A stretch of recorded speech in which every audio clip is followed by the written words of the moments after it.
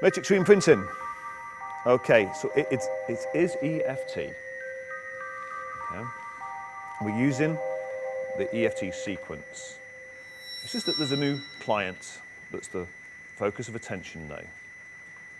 And because of that new client that's in the frame here, it's changed everything with me with EFT. Okay. The way I see it, the way I work with EFT, all the protocols are very, very different now because of realizing that we have these echoes. So we're going to say what echoes are, how they formed, we're going to the science of this, why we're working specifically with echoes, why they're called echoes, and that's what we're going to get into. How exactly we apply EFT to these echoes. And I'll tell you how this started. It was, when did I meet you, Kerry? A few years ago? Close to 3 years ago. Unfortunately, ran into Kerry in Thailand. I'd just been to Australia and did a training there, at level 1 and 2. And I did one in Thailand as well.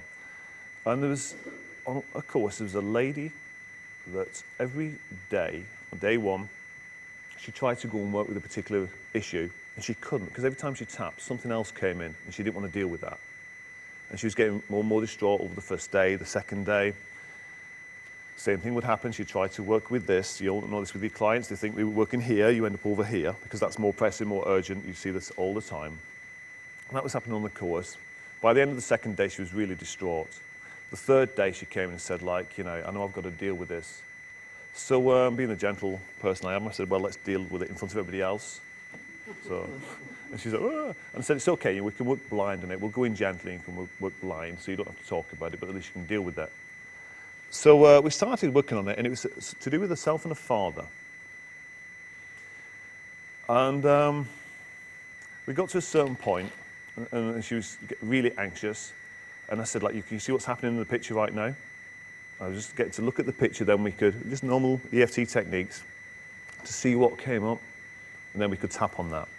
And I said, can you see the picture? And she said, yeah, it's so clear. I can see that little girl so clearly, I could tap on her. And at that point, I said, okay, do that. Just imagine going in there and tapping on that little girl. And she did that. And sometimes I have a little bit of intuition. And my intuition said, just shut up, don't say anything, and just tap on her. So I just tapped over and over. And it's probably about 5 minutes. I just tapped over and over again. And there's a lot of tears, smiles, and all the different emotions you could see going on. You could see all the different aspects coming in, SUS levels going up, coming down. And then at the end of it, she just smiled and said, it's all okay now. And I knew at that moment something really special had happened. That her working on that, what you would say is an inner child. And for a long time, that's what I was calling these echoes, was inner child. And the fact that she actually went into the picture and tapped was pretty, I knew that was different. So, I've pretty much got to Matrix to thank Matrix Reimprinting. I've got that lady to thank for realizing that. Okay, so after that happened, over the next 3 years, from time to time, the situation would arise more and more often where I would work in this way, that would go into the field, into the memories to tap. And then about a year ago, things really started to escalate. It's almost every time I did a session, there was an echo there. So that's how it started. And then there were certain questions within EFT that I was struggling with, which I'll talk about in a little while. So the matrix is my preferred term for what some of you will call God, the field, many, many terms for basically this consciousness in the universe. The quantum physicist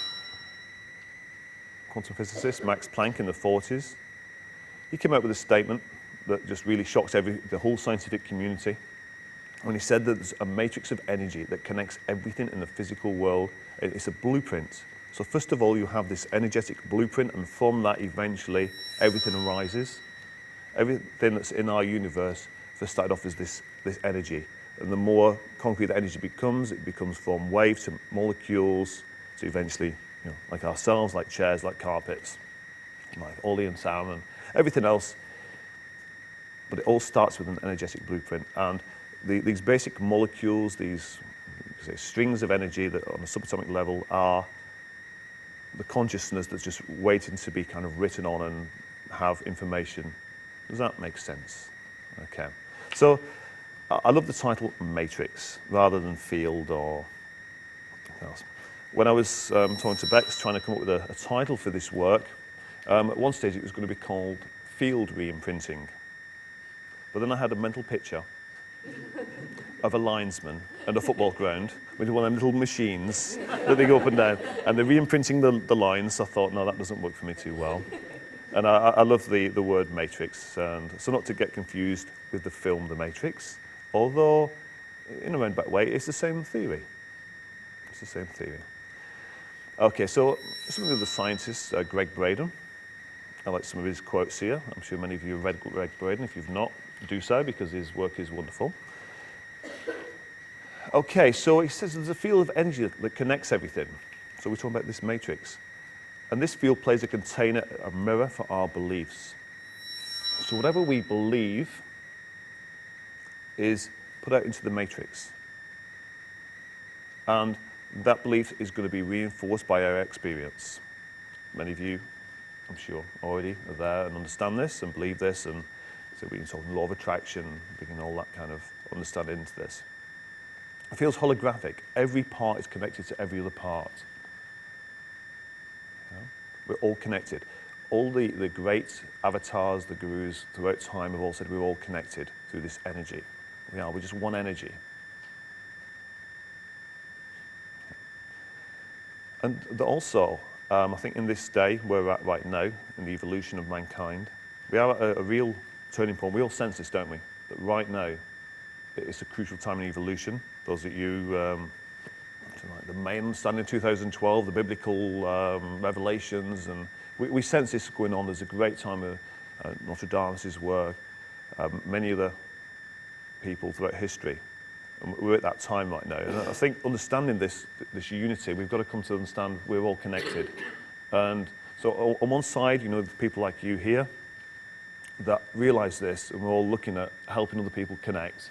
And then on the other side, the polarity is the divisions that's going on around the world. And you see the escalation in both, like always, like the light and the dark, the yin, yang, good and bad. Okay, and we see what's going on right now. Okay. And I was just listening. I'm going to play a clip of Bruce Lipton a little later. And he says about a quote from the Bible, that meek will inherit the earth. And that's us. We're the meek. And eventually that's what's going to happen, that we're going to be the future. Okay.